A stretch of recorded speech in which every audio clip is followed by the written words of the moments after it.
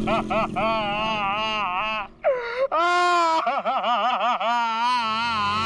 पंकज, ये किस तरीके से रो रहा है? कम से कम रोने का तरीका तो सुरीला होना चाहिए, इतना बेसुरा नहीं। अरे मैं रो रहा हूँ, कोई रियाज नहीं कर रहा हूँ जो मुझे सुर ताल और ये सब सिखा रहे हो। देख, मैंने तुझे पहले ही कहा था मुझे कस के पकड़ना। तेरी लापरवाही की वजह से हम लोग ये गाड़ी से गिरे हैं, समझे? मेरी लापरवाही खुद को बाइक चलाने आती नहीं है, मुझे गिरा दिया, मेरी टांग तोड़ दी और बोल रहे मेरी लापरवाही। कुछ नहीं हुआ तेरे टांग को। उठ जा, चल। सर, मैं आपको बता रहा हूँ, आज का दिन मेरा बहुत खराब जा रहा है, बहुत मनूस दिन है। आप भी मुझे पिकअप करने आ गए। सर, आज का दिन बहुत खराब है सर, आज बहुत बड़ी गड़बड़ होने वाली है। एक खतरनाक केस वेट कर रहा है ब्यूरो में।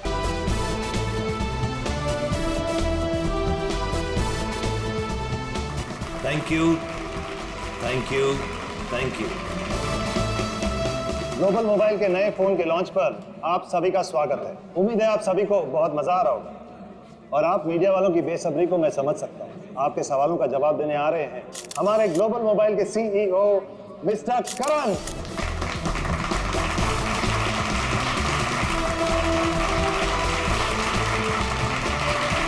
All the best. Thank you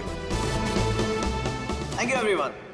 आप लोग अपना कीमती वक्त निकाल कर यहाँ आए, इसके लिए आप सभी का बहुत बहुत शुक्रिया। Thank you. आज मैं बहुत खुश हूँ क्योंकि आज मैं आप सबको अपनी कंपनी का वो मोबाइल देने जा रहा हूँ जो आपकी रोजमर्रा की जिंदगी को और भी आसान कर देगी। सो जोरदार तालियों से स्वागत कीजिए टेक्नोलॉजी के नए आविष्कार का, my new phone global mobile X4।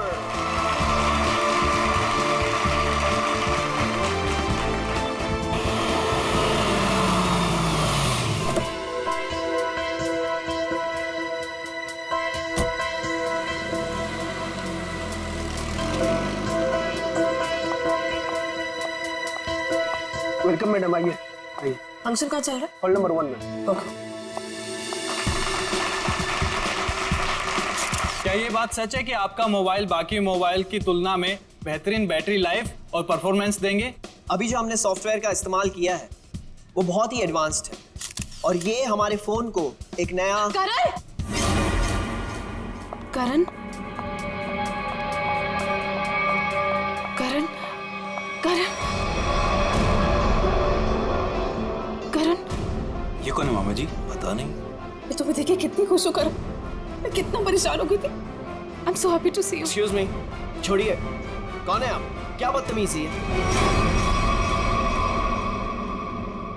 मुझे लगा तुम मुझे पहचान लोगे और यहाँ पर क्या लगा रखा है? हाँ, मुझे मेरे नाम से बुलाओ ना। मुझे पता भी नहीं कि तुम कौन हो, तो तुम्हारा नाम कैसे पता चलेगा मुझे?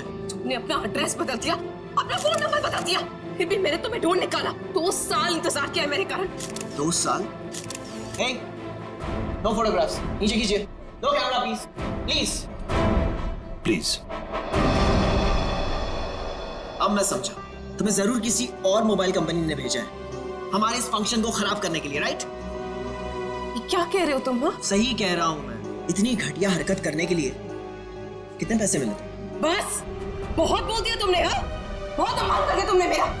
तुम्हें जानना है कि मैं कौन हूँ? हाँ, मैं तुम्हारी बीवी हूँ, राधिका। कुछ याद आया? बस बहुत हो गया। एक शब्द भी बोला ना, वरना सिक्योरिटी को बुला के तुम्हें धक्के मार के यहाँ से बाहर निकाल दूंगा मैं। सिक्योरिटी! धमकी किसको दे रहे हो तुम? हाँ, जिसको जाके बोलना है ना बोलो जाके। साथ फेर ली मैंने तुम्हारे साथ, शादी की है मैंने तुमसे। इनफ! बहुत बोल लिया यार तुमने। करण बेटा शांत हो जाओ। इस रिश्ते के बीच में अब और कोई नहीं आएगा। करण रुको।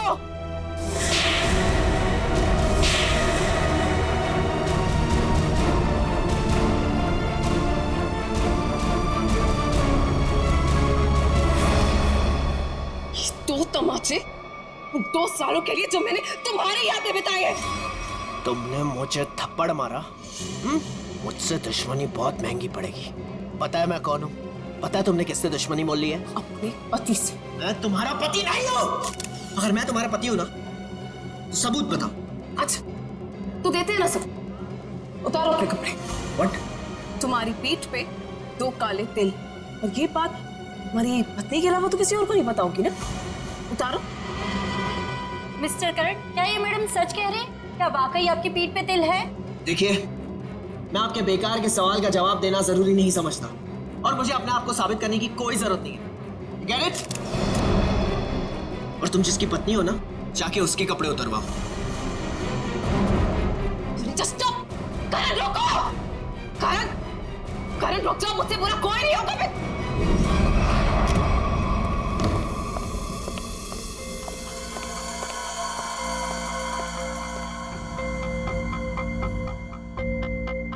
छोड़ूंगा नहीं मैं उस औरत को। उसकी इतनी हिम्मत कि उसने सबके सामने मुझे 2 झापड़ मारे। करण कुमार की इतनी बड़ी इंसल्ट जिंदगी में किसी ने नहीं की। जरा मैं भी तो सुनूं, कौन है ये औरत जिसने मेरे पति श्री करण कुमार जी का इतना बड़ा अपमान किया? देखो अनीता, मैं पहले ही बहुत बुरे मूड में हूँ। मेरे जख्म पे मरहम तो नहीं लगा सकती, कम से कम नमक तो मत छिड़को। मरहम लगाने के लिए तो कपड़े निकालने पड़ते हैं ना, जैसा कि उस औरत ने कहा था। तुम्हें कैसे पता चला? तुम्हारे जैसा पति हो ना, तो सोते वक्त भी आंखें खुली रखनी पड़ती है। क्या मतलब तुम्हारा? सच सच बताओ कि कौन है वो औरत? अगर वो तुम्हारी पत्नी है तो फिर मैं कौन हूँ? तुमने मेरे साथ धोखा किया। एक मिनट बंद करो ये सब तुम, और अपनी इल्जामों की गाड़ी पे जरा ब्रेक लगाओ। मैं उस औरत को जानता तक नहीं, कभी मिला नहीं उससे। वो झूठ बोल रही है। झूठ बोलने वाले इतना यकीन से झूठ नहीं बोलते हैं। चलो मान लिया वो तुम्हारी पत्नी नहीं है, लेकिन कुछ गड़बड़ की होगी तुमने। सच सच बताओ कि कौन है वो? क्या रिश्ता है तुम्हारा उस औरत के साथ? ये कैसी बातें कर रही हो तुम? मुझ पे शक कर रही हो? मुझ पे? मैं एक वफादार पति हूँ। हाँ, पता है कितने वफादार हो तुम। अगर अपने झूठ का ज्यादा ढोल बजाया ना, तो केस कर दूंगी तुम पे। पता है ना अदालत बेवफाई की क्या सजा देती है? बेवफाई? मैं कोई बेवफाई नहीं कर रहा हूँ। वो औरत अपने आप को राधिका कह रही है। राधिका? राधिका? क्यों? तुम्हारा जो खबरी था, जो इतना मिर्च मसाला लगा के तुम्हें इतनी सारी खबरें दे रहा था, उसने ये नहीं बताया कि वो औरत अपने आप को राधिका कह रही है। मगर वो राधिका कैसे हो सकती है? राधिका? वही तो मैं कह रहा हूँ, वो राधिका कैसे हो सकती है? तुम ही सोचो, राधिका को मरे हुए 2 साल हो गए, और वो एक मरे हुए इंसान के बारे में इतना घटिया मजाक कर रही है। मैं उसे छोड़ूंगा नहीं। डैडी ने सही कहा था कि बेटा ये लड़का तुम्हारे लिए ठीक नहीं है। अरे मेरी तो जिंदगी बर्बाद हो गई। देखो, अब एक शब्द भी और बोला ना, तो तुम्हें सीधे तुम्हारे डैडी के घर भेज दूंगा मैं। समझी तुम? देखो, एक मिनट, ऑफिस से फोन है, मुझे जाना होगा। हाँ, मैं आ रहा हूँ। करण, रुको। करण सुनो। करण, आइए सासू माँ। चाहे मैं कितना भी चीख लूं चिल्ला लूं, पर आपके बेटे के कानों पर तो जू तक नहीं रेंगती है। अरे बहू, मैं तो दवाई खा के सो रही थी, तुम्हारे शोर से उठ गई। तो आपको अब मेरा गम शोर लगने लगा है। पता नहीं मैंने इस घर को अपने ससुराल क्यों बनाया। हुआ क्या है? और इतने गुस्से में करण कहाँ गया? जब आपका बेटा आए ना, तो खुद ही अपने बेटे से पूछ लेना कि वो औरत कौन है। औरत? कौन सी औरत? अरे कोई बताएगा मुझे कि ये घर में हो क्या रहा है? छोड़ूंगी नहीं उस आदमी को। समझा क्या है अपने आप को? मेरे रूम का कार्ड दो।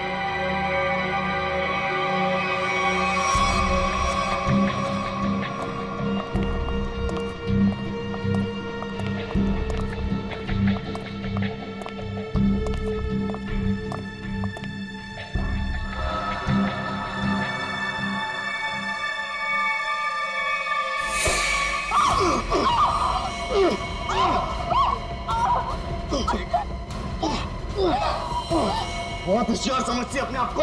अब तुझे कौन बचाएगा मुझसे? मैं बचा लूंगा। मुझे कौन बचाएगा?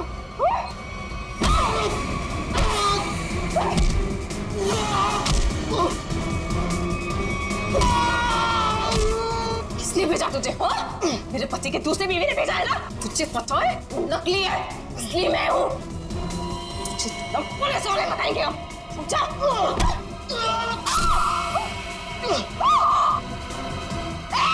भागता कहाँ है? रुक!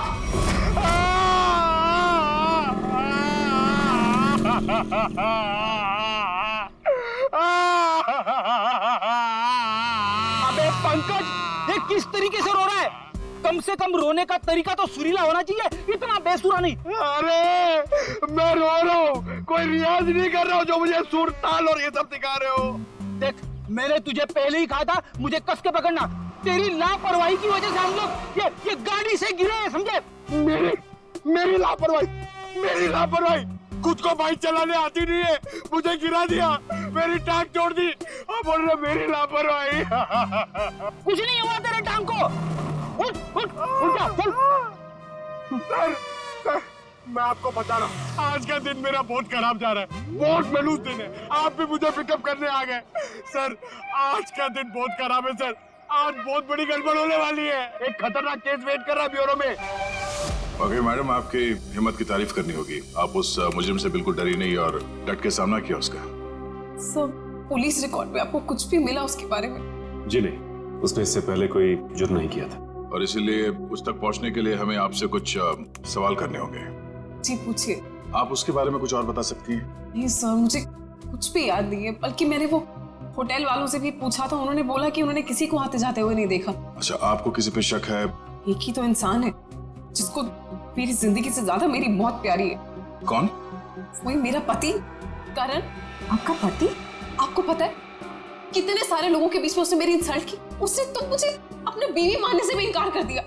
और आपको पता है सर, इसी बात का ना बदला लेने के लिए उसने वो गुंडा भेजा था मेरा गला दबाने के लिए। एक मिनट मैम, शुरू से बताइए कि ये आपके और आपके पति के बीच में तनाव किस वजह से है? आप मेरे साथ करण के घर पे चलिए, आपको सब कुछ पता चल जाएगा कि क्या हुआ था। नहीं राधिका, जब तक हम ना बुलाएं तुम गाड़ी में बैठो। मगर क्यों? प्लीज राधिका जी, आप बात को समझने की कोशिश कीजिए, हम आपको जल्दी ही अंदर बुलाएंगे। ठीक है, बैठती हूँ।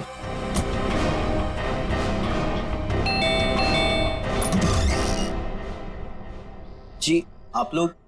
सीआईडी। अंदर आइए प्लीज। आइए बैठिए। ये आप लोग कहीं बाहर जाने वाले हैं क्या? नहीं, हम बस बाहर से आए ही थे, मगर बात क्या है? आपकी तारीफ? जी, ये मेरे मामा है, जतिन मामा, और मैं करण कुमार, इस घर का मालिक। क्या बात है ऑफिसर, आप लोग यहाँ ऐसे? मुझे थोड़ी घबराहट सी हो रही है। घबराने की कोई जरूरत नहीं।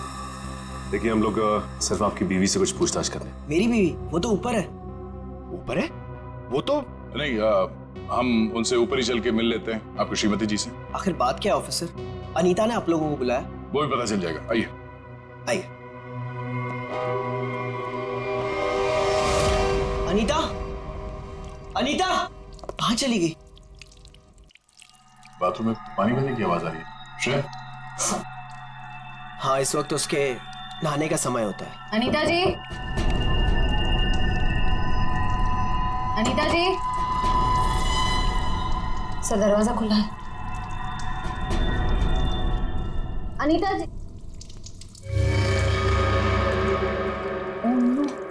सर, अनीता जी, अनीता जी। अनीता, अनीता क्या हुआ? सर, ये तो मर चुकी है। अनीता, अनीता, अनीता, एक मिनट, करण, आप समझिए प्लीज। अनीता को क्या हुआ? ले जाओ। करण जी, आप मेरे साथ बाहर चलिए प्लीज। आइए।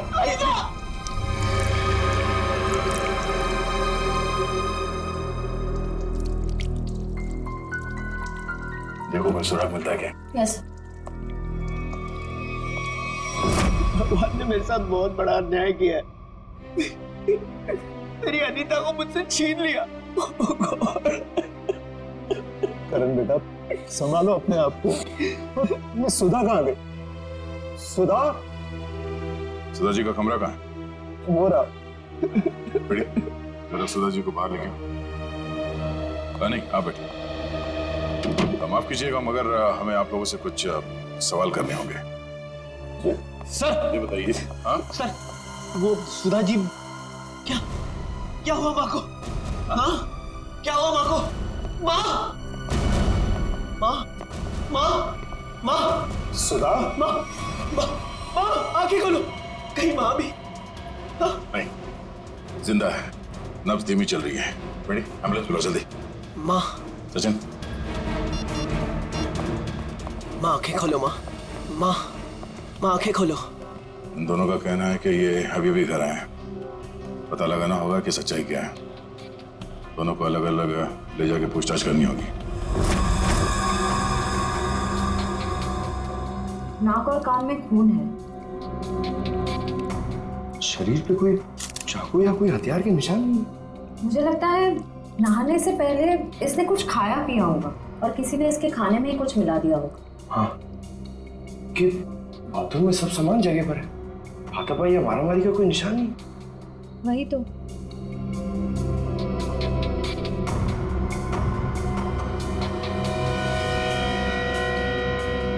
श्रेया मैम, अनीता की बॉडी पे कोई टैल्कम पाउडर लगा हुआ है क्या?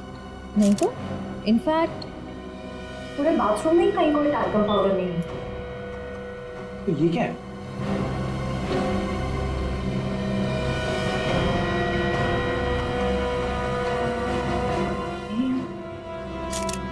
कहीं अनीता की मौत का इस पाउडर से लेना देना तो नहीं? सर, मैं भी अपनी माँ के साथ अस्पताल जाना चाहता हूँ सर। मुझे उनकी बहुत चिंता हो रही है, प्लीज मुझे जाने दीजिए। घबराइए नहीं, हमारा एक ऑफिसर गया आपकी माँ के साथ उनका ध्यान रखने के लिए। और एक बार ये तहकीकात पूरी हो जाए हमारी, उसके बाद आप भी जा सकते हैं हॉस्पिटल अपनी माँ से मिलने। सर, आपको जो भी पूछना है आप पूछिए सर। यहाँ आपके घर में 4 लोग थे। अनीता जी का खून हो गया, आपकी माँ बेहोश पड़ी थी, तो अब बचे 2, आप और आपके मामा जी। आप हम दोनों पे शक कर रहे हैं? क्या करें, हम सीआईडी वालों का काम ही कुछ ऐसा होता। शुरुआत शक की बुनियाद से ही होती है। अब हम पर शक कर रहे हैं सर? हमारे घर में इतने सारे नौकर भी तो हैं। मेरा मतलब थे। आज दोपहर को माँ ने सारे नौकरों को पनवेल भेज दिया सर, हमारे फार्म हाउस पे। वहाँ पे रेनोवेशन चल रही है, लेकिन अब तक तो उनको आ जाना चाहिए था। आज ही नौकर को बाहर भेजा और आज ही ये सब कुछ हो गया। ये कोई संयोग तो नहीं हो सकता। आपने आखिरी बार अनीता को जिंदा कब देखा था? आज दोपहर को 1 बजे से। उसके बाद मैं ऑफिस चला गया और फिर मामा जी के साथ वकील के यहाँ। करण ने मुझे 1:30 बजे संगानेर रोड से पिकअप किया, वहां से हम वकील के पास गए। और इस बीच आप दोनों की अनीता जी या सुधा जी से कोई बात हुई थी? नहीं, कोई बात नहीं, कोई फोन भी नहीं आया। वकील के साथ मीटिंग करने के बाद हम 4 बजे तक घर लौट आए। और घर का दरवाजा किसने खोला? मैंने आपको कहा ना, घर में सबके पास एक चाबी है घर की। मैंने अपनी चाबी से दरवाजा खोला और मैं और मामा जी घर में आ गए। हमें 5 मिनट भी नहीं हुए थे बैठे हुए कि घर की घंटी बजी और देखा कि आप लोग आ गए सर। और इस बीच आपने जाके देखा नहीं कि आपकी माँ और आपकी बीवी अनीता कहाँ है? सुधा दीदी रोज दोपहर से शाम दवाई खा के सो जाती थी, मगर हाँ, घर लौटने के बाद करण ऊपर जरूर गया था। क्या कहा आप? करण ऊपर गया था? जी। सचिन जी का कहना है कि करण आते ही सबसे पहले ऊपर सीढ़ियों पे गया। अच्छा, तो आपने मरने से पहले अपने बीवी को देखा होगा? जी नहीं। नहीं? तो मामा जी झूठ बोल रहे? नहीं तो मैंने ऐसा तो नहीं कहा था ना। मैं ऊपर जा रहा था, लेकिन कमरे तक पहुंचने से पहले मेरा फोन बजने लगा। ऊपर नेटवर्क का प्रॉब्लम है, इसलिए मैं वापस नीचे आ गया। पता नहीं क्यों चाह कर भी हमें यकीन नहीं हो रहा आप दोनों के बयान पर। ऐसे लग रहा है कि हम लोग कोई कहानी सुन रहे हैं, एक मन घड़ंत रची हुई कहानी। अरे सर प्लीज, हमारे साथ इतना बड़ा हादसा हुआ है और हमें हमदर्दी दिखाने के बजाय आप हम पे शक कर रहे हैं। हमदर्दी से ज्यादा जरूरी हमारे लिए अनीता को इंसाफ दिलाना है, उसके खूनी को फांसी के फंदे तक पहुंचाना है। अब उस मुजरिम को पकड़िए सर, क्या पता कल को वो मामा जी या मुझे मार दे। सर ऊपर बाथरूम में ये हरा पाउडर मिला, इसके अलावा और कोई खास सबूत हाथ में ही आया है। आप कुछ बता सकते हैं इस पाउडर के बारे में? क्या है ये? नहीं सर, इससे पहले इस पाउडर को मैंने बाथरूम में कभी नहीं देखा। कोई बात नहीं, हम पता कर लेंगे। पंकज, टेस्टिंग के लिए भेज दो। सर मैं भी हॉस्पिटल जाना चाहता हूँ सर। सर प्लीज मुझे जाने दीजिए, मुझे अपनी माँ से मिलना है sir. Please sir, please please sir, जाने दीजिए इसे। अभी नहीं। लेकिन क्यों नहीं? आपके सारे सवाल तो खत्म हो गए ना, सिवाय एक के, और उस सवाल का नाम है राधिका। अरे ये तो वही लड़की है। ये वही है जिसने मुझे 2 थप्पड़ मारे थे। तुम्हारी हिम्मत कैसे हुई यहाँ आने की? तुम्हारे जैसे आदमी को 2 नहीं 200 थप्पड़ पड़ने चाहिए। गुंडा भेजा था ना तुमने मेरा गला दबाने के लिए? क्या बकवास कर रही हो तुम? सर मुझे लगता है यही वो है जिसने अनीता को मारा है। अब इसे गिरफ्तार कर लीजिए।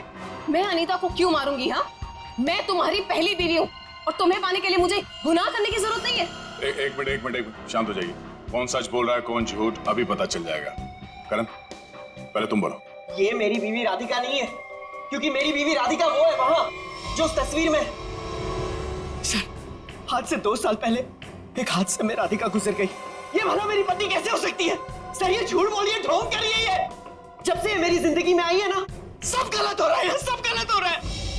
मेरी अनीता गुजर गई, मेरी माँ अस्पताल चली गई, और आज पहली बार ऐसा हुआ है कि हमारे घर में सीआईडी आई है। तुम्हारी बीवी अनीता को मैंने नहीं मारा है, और सासू माँ भी मेरी वजह से अस्पताल ले गई है, समझे? तो क्या सासू माँ? Sir just look at her, कितना झूठ बोल रही है। एक मिनट करण। मैम, फोटो में जो ये लड़की है, उसका चेहरा और आपका तो बिल्कुल अलग। कोई मेल लिखा था, जमीन आसमान का फर्क। सर अब मुझे 2 मिनट दीजिए, मैं साबित कर दूंगी कि ये फोटो वाली लड़की वही हूँ। ठीक है, साबित कीजिए। कर, तुम और मैं 2013 जुलाई में जयगढ़ गए थे ट्रैकिंग के लिए। तुम और मैं नहीं गए थे, मैं और मेरी पत्नी राधिका गए थे। लेकिन तुम्हें कैसे पता चला? उस वक्त एक हादसा हुआ था, एक लड़की की मौत हो गई थी पहाड़ से नीचे गिर के। वो लड़की मैं थी, राधिका तुम्हारी बीवी। तुम?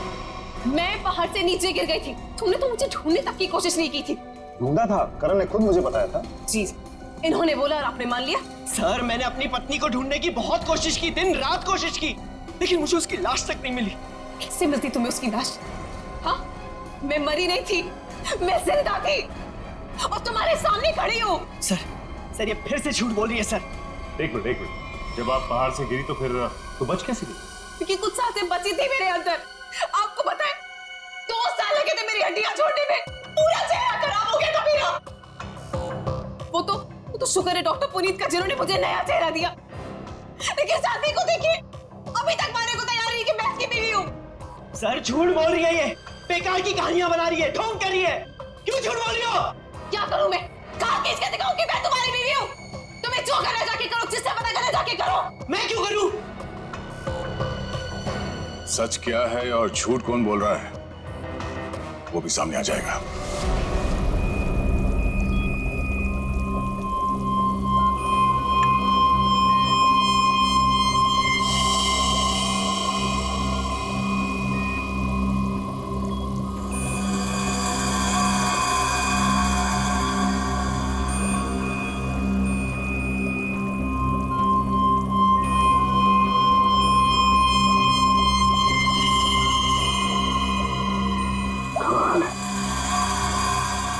होशियारी और बेवकूफी का ये अजीब सा संयोग। कालू के साहब, आप इतने उलझे क्यों लग रहे हैं? आपको तो खुश होना चाहिए, इस बार हमने जो तगड़ा सबूत दिया है आपको, वो पाउडर। अगर वो पाउडर आप लोग नहीं भेजते ना, तो भी मैं अपना काम चला लेता। कैसे बताता हूं। एक हाँ मेरे साथ ये देखो, ठीक वैसा ही हरा रंग जैसे हरे रंग का पाउडर आप लोगों को मिला। ये एक किस्म की केमिकल है, ये एक किस्म का ब्लीच है, सल्फा क्रोमेटोज, जो कि अधिकतर इंडस्ट्रीज में इस्तेमाल की जाती है। मतलब सर ये केमिकल अनीता के नहाने के पानी में था? बिल्कुल। और ये कितना खतरनाक केमिकल है, इसका असर तुम लोग देख ही चुके। जैसे जैसे ज्यादा मात्रा में इंसान के टच में आता है, इंसान की हालत खराब होती जाती है। उसकी नसें, उसकी ब्लड वेसल्स इतनी फूल जाती हैं कि फट जाती हैं, और उसी की वजह से मौत हो जाती है। सर बाथरूम में कोई बकेट तो नहीं थी, यानी वो जहरीला पानी शावर से ही आया होगा ना? लगता तो ऐसे ही है। दोबारा जाके वहां पे वो शावर चेक करना पड़ेगा। डॉक्टर साहब ये बताइए कि करण की माँ सुधा जी, उन्हें भी इसी तरह के केमिकल से बेहोश किया गया था? हाँ दया, था तो केमिकल ही, लेकिन ये केमिकल नहीं था। वो केमिकल था मैथनॉल। आप बता दो। ये देख रहे हो, ये लाल लाल, ये लाल लाल निशान उस मेथनॉल के रेजिड्यू। ये किस तरह का केमिकल? ये केमिकल इंसान को पूरी जिंदगी के लिए पैरालाइज कर देता। मतलब खूनी सुधा जी को मारना नहीं चाहता था, उन्हें हमेशा के लिए अपाहिज बनाना चाहता था। लगता तो ऐसा ही। कोई आपसी दुश्मनी का मामला लगता है सर। एक को मार दिया और एक को जिंदा लाश बना दिया। क्या अनीता जिस पानी से नहा रही थी उसमें जहर था? इसलिए अनीता की मौत के बाद इस बाथरूम के और टंकी के पानी के इस्तेमाल पर रोक लगा दी गई थी। लेकिन हम सब इसी टंकी के पानी से नहाए थे, फिर हमें कुछ क्यों नहीं हुआ? इसका जवाब भी बहुत जल्द मिल जाएगा आपको। सर मुझे तो नौकरों पे शक है। हम तो पनवेल वाले फार्म हाउस पर थे, और हम क्यों मिलाएंगे मेम साहब के नहाने के पानी में सर? और ये पानी हमारे बाथरूम में भी आता है। ठीक है, आप सब लोग यही रहिए। उस जहरीले पानी का असर सिर्फ अनीता पे क्यों हुआ और बाकी किसी पे क्यों नहीं हुआ, वो अभी पता चल जाएगा। पंकज,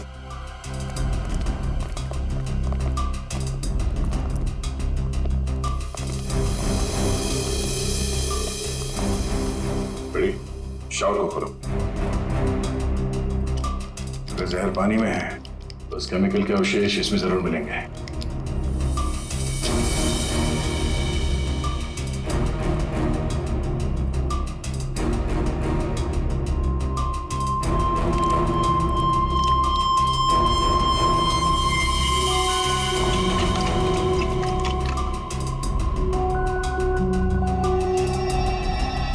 ये देखो, ये क्लोरीन नहीं है, जहर है। पानी की टंकी में ही जहर है, यहाँ पे नहीं डाला गया। चलो ऊपर। जवाब चाहिए ना आपको? चलिए ऊपर।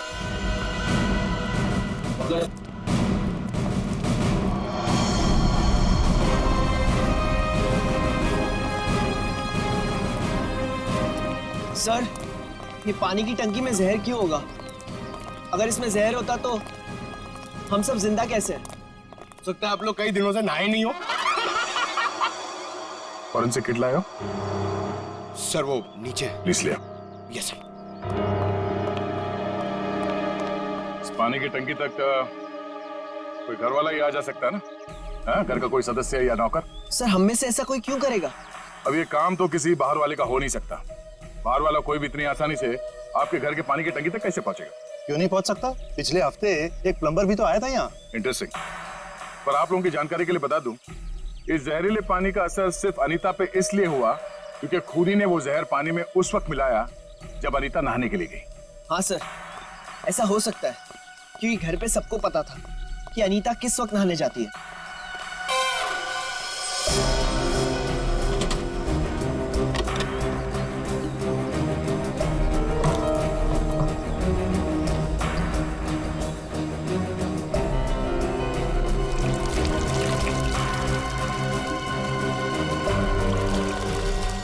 यहाँ कैसे?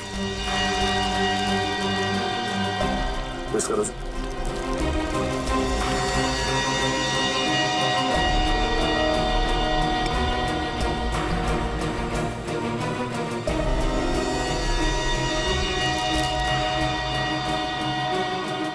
सर हाँ? पानी में जहर है। क्या? पानी में जहर है?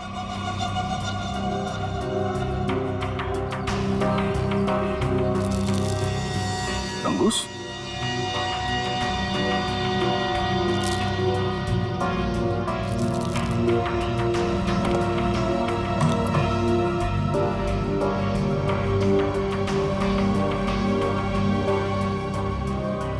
क्या कहा आपने?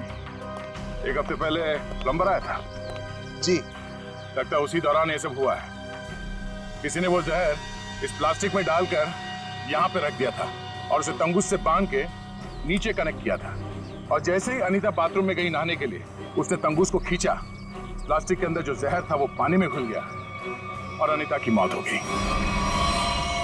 लेकिन सर, घर के किस सदस्य का काम है ये? कैसे पता चलेगा? अगर किसी ने तंगुस यहां से खींचा है तो जरूर आसपास किसी न किसी ने तो देखा होगा कुछ। आसपास लोगों से पूछते हैं। क्या आसपास किसी ऐसे आदमी से पूछना होगा जो घंटों एक ही जगह पे बैठा रहता है, जैसे कोई दुकानदार, फेरी वाला, कोई बिल्डिंग का वॉचमैन।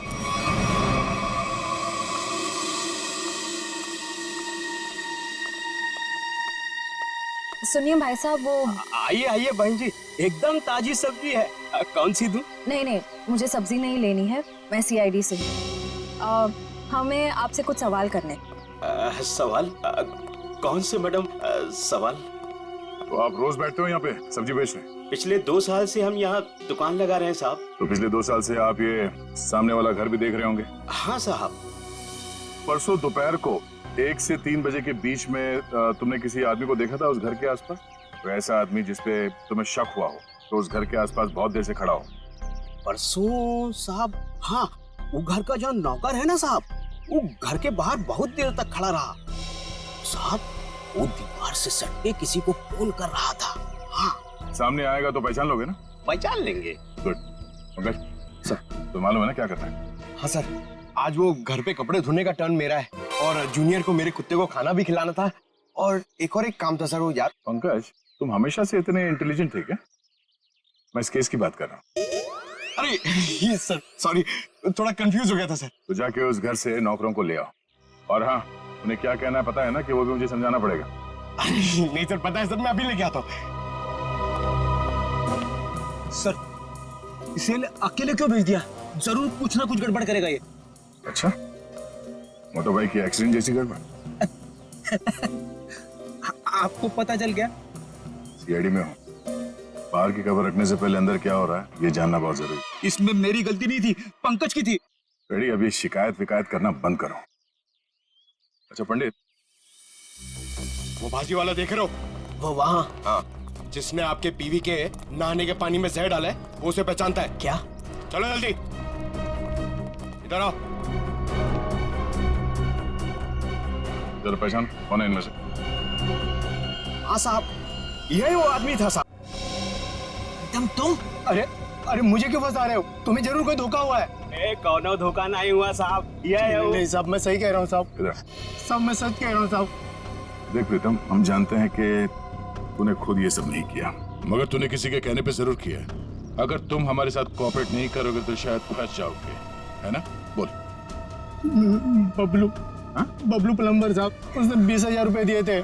मैंने तो साहब तार खींच के केमिकल मिलाया था साहब, अनीता मैडम के नहाने के टाइम पर साहब, और कुछ नहीं साहब। जिस थाली में खाया उसी में छेद किया। 20,000 रुपए के लिए ईमान बेच दिया तुमने। गलती हो गई साहब, गलती हो गई साहब। मुझे सजा कानून देगा। अब तू ये बता, वो प्लम्बर बबलू कहाँ मिलेगा?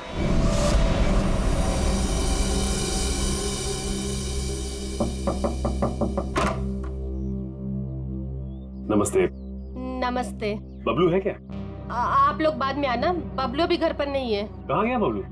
काम पे गए हैं। आप अपना नंबर दे दीजिए, वो आएंगे तो मैं उन्हें दे दूंगी। नंबर? जी, गर्मी बहुत है, एक गिलास पानी मिल सकता है? अभी लाई। जी।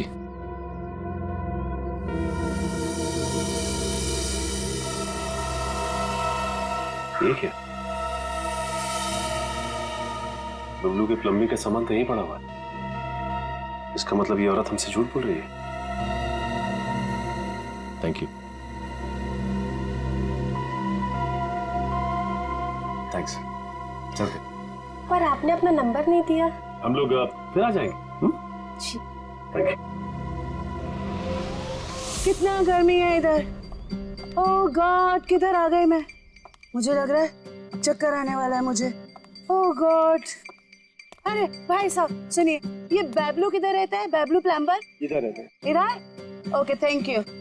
बैबलू, बैबलू बाहर आ जाओ। देखो बाहर आ जाओ, वरना मुझे पुलिस को बताना पड़ेगा कि तुमने मेरा बेल्जियम का पाइप और जापान का नल का चोरी किया है। बैबलू, बैबलू। आप कौन हो मेम साहब, और इस तरह से शोर क्यों मचा रहे हो? अरे कैसे शोर नहीं मचाएगा? मेरे घर में बबलू ने डाका डाला है, डाका रॉबरी किया है। 1.5 लाख का पाइप चोरी किया है मेरा इटालियन मार्बल वाला बाथरूम से, एंड 2 लाख का जापान का नल का चोरी किया है। 2 लाख का नल का? इन अमीरों के पास कितने फालतू पैसे होते उड़ाने के लिए। देखो मेरा टाइम वेस्ट नहीं करो। बबलू, लास्ट वार्निंग दे रही हूँ तुम्हें, मैं पुलिस को फोन कर रही हूँ। बबलू। मैडम, आपको जरूर कोई गलतफहमी हुई है। मैंने जापान का नलका देखा ही नहीं, तो उसे चुराऊंगा कैसे? अब तो जापान के नलके की छोड़ और जेल के नलके की सोच। सीआईडी वालों ने मेरे साथ धोखा किया, मुझ पे झूठा इल्जाम लगाया। क्या करे, कभी कभी चूहों को बिल से निकालने के लिए सीआईडी को ऐसी चालबाजियां करनी पड़ती, समझा? अब बोल, अनीता को जहर क्यों दिया? जहर? पाउडर में जहर था? मुझे वाकई नहीं पता था। तुझे क्या लगा पानी के कीड़े मारने की दवा है वो? हा? पता नहीं साहब, मैंने इतना सोचा ही नहीं था। 50,000 रुपए मिल रहे थे, मैंने बिना दिमाग लगाए चुपचाप काम कर दिया। किसने दिए 50,000 रुपए तुझे? मुझे नहीं पता, एक फोन आया था होटल से। कौन से होटल से फोन आया था? Excuse me ma'am. Good afternoon sir. Good afternoon ma'am. हमारे होटल में आपका बहुत बहुत स्वागत है। अरे वाह, इतने प्यार से हमारा स्वागत किया। जनरली सीआईडी को देख के तो लोग मायूस हो जाते हैं। सीआईडी? क्या बात है सर? इसे पहचानती हैं आप? नहीं पहचानती। क्या बात, मतलब आपने कभी देखा ही नहीं है? याद तो नहीं आ रहा है। ठीक है, हम आपको याद दिला देते हैं। बबलू नाम है इसका। पिछले हफ्ते यहाँ इस होटल से एक पैकेट लेने आया था आप ही के होटल में किसी गेस्ट से। कौन सा गेस्ट था सर? अगर ये सब कुछ हमें पता होता तो यहाँ क्यों आते? एक्चुअली यहाँ हर रोज बहुत गेस्ट आते हैं और पिछले हफ्ते यहाँ कौन कौन रुका था ये कैसे याद रहेगा? हाँ, ये बात तो है। पर आपके पास कोई रजिस्टर, कोई रिकॉर्ड्स के लिए आपके मेहमानों के या जो लोग उनसे मिलने आते हैं रखते होंगे ना? तो आप जरा उसमें चेक कीजिए और बताइए ये बबलू किससे मिलने आया था। हाँ सर, मैं चेक कर लेती हूँ। प्लीज।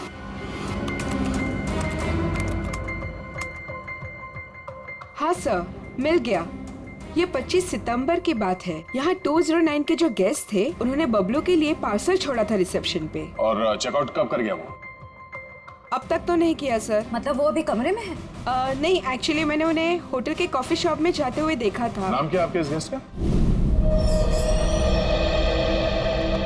जरा देखो कहाँ है वो। ये देखिए सर, ये रहा। मिस्टर करण, आप यहाँ?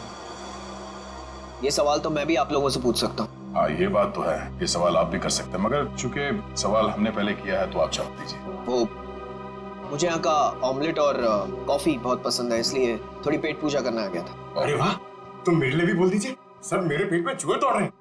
तुम्हारे चूहों को कह दो कुछ देर के लिए इंतजार करें, क्योंकि हम यहाँ जिस खास शख्स से मिलने आए हैं पहले उससे तुम मिलने। खास शख्स कौन है? आओ मिला दो। आजा। नमस्ते, कैसी हैं? आप लोग यहाँ? हाँ हाँ, नमस्ते इनसे भी कहिए, करण जी है। सर, आप क्यों मुझे फंसा रहे हैं? मैं बस यहाँ सेटलमेंट करने आया था। अभी तो आप कह रहे थे कि आप ऑमलेट खाने आए। ऑमलेट तो बस एक बहाना था। सबसे पहले ये मेरी पत्नी राधिका है ही नहीं, तो मैं चाहता था कि कुछ पैसे देकर मामले को यहीं रफा दफा कर दूं, बस। वैसे आपकी जानकारी के लिए बता दूं कि पिछले कुछ दिनों में आपकी जिंदगी में जो कुछ भी हो रहा है वो इन्हीं की मेहरबानी है। सर मेरी जिस जयगढ़ इलाके में आपकी राधिका का एक्सीडेंट हुआ था, वहाँ के सभी प्लास्टिक सर्जन से बात हो गई है हमारी। क्या सच कह रही? यही तुम्हारी असली बीवी है? I can't believe it। यकीन हुआ तुम्हें कि मैं राधिका? यकीन तो हमें भी हो गया कि अनीता का खून, हमारे पास मदद के लिए आने का वो ड्रामा और सुधा जी के ऊपर हमला, ये सब तुम्हारी दिमाग की उपज है। सर, मैंने ये सब नहीं किया सर। आपको कोई गलतफहमी होगी सर। वैसे हम अपनी गलतफहमी दूर करने के लिए हम लोग यहाँ पे आए हैं। राधिका, क्या हुआ? राधिका, राधिका, राधिका, सही, राधिका। ओह नो, अपने पानी में जहर डाल दिया। तो बेटा, किसने दिया? सर, वो उधर गया। एम्बुलेंस को फोन करो। राधिका, राधिका। Hello, ambulance.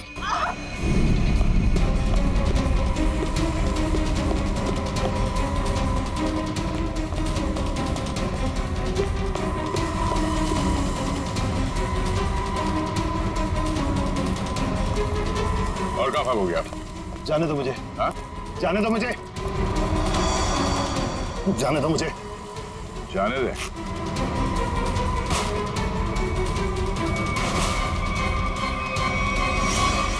अम्मा जी, आप? तुझे छोड़ दे। हाँ? अब बोल, क्यों किया तूने ये सब? 2 साल पहले मैंने करण को राजी किया था कि वो राधिका को पहाड़ से धक्का दे दे। बुद्धि भ्रष्ट हो गई थी मेरी, दिमाग खराब हो गया था जो मैंने आपकी बात सुन ली। आगे बताओ, सुधा जी के इस हालत के जिम्मेदार तुम ही हो ना? सुधा के खाने में मैंने ही गड़बड़ की थी। और राधिका जब पहाड़ से नीचे गिरने के बाद भी नहीं मरी तो तुमने इसके दिमाग में जहर घोला। हाँ, राधिका को मोहरा बना के करण और सुधा के खिलाफ इस्तेमाल किया मैंने, और राधिका के नाम से ही बबलू के हाथों अनीता की पानी की टंकी में जहर मिलवाया था मैंने। अब ये भी बता दो कि ये सब नेक काम तुमने किस लिए किए? बदला लेना चाहता था मैं। किससे? अपनी चचेरी बहन सुधा से। 1000 लालची आदमी मरे होंगे तब जाके सुधा का जन्म हुआ होगा। शुरू से ही उसकी नजर मेरे पैसों पर थी। मेरे भोले भाले माँ बाप को बेवकूफ बनाकर उसने हमारी पूरी जायदाद पर कब्जा कर लिया था। एक एक पैसे के लिए मोहताज बना दिया था उसने मुझे। सिर्फ इतना ही नहीं, मेरे बच्चे को भी अस्पताल में मार दिया था उसने ताकि सब कुछ करण का ही बना रहे। माना कि सुधा ने बहुत गलत किया तुम्हारे साथ, मगर उसके लिए तुमने जो रास्ता चुना है वो भी सही नहीं है। बदले की भावना ने मेरे जमीर को अंधा बना दिया था। मेरा तो सिर्फ एक ही मकसद था, इस परिवार का नामो निशान मिटा देना। मामा जी, मैं कभी सपने में भी नहीं सोच सकता था कि आपके दिल में इतना जहर होगा।